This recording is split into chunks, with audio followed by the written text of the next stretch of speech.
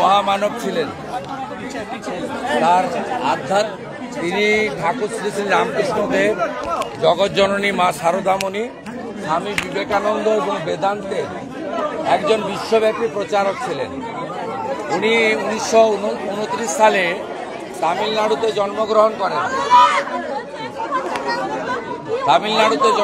করেন। 1952 সাল থেকে তিনি মঠ ও মিশনের সঙ্গে যুক্ত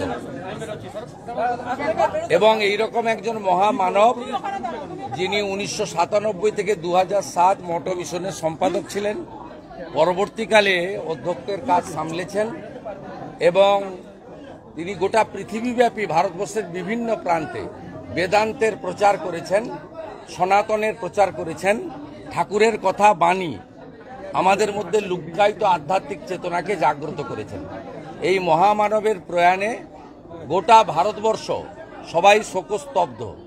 আমাদের প্রধানমন্ত্রী কলকাতায় এসে উনি অসুস্থ শুনে প্রথমেই উনার কাছে গেছিলেন। তাই আজকে উনাকে দণ্ডবোধ প্রণাম নিবেদন করেছি, পুষ্পার্ঘ্য নিবেদন করেছি এবং বিদেহী আত্মার প্রতি আমার প্রণাম নিবেদন করে উনার অমরত্ব প্রার্থনা করেছি।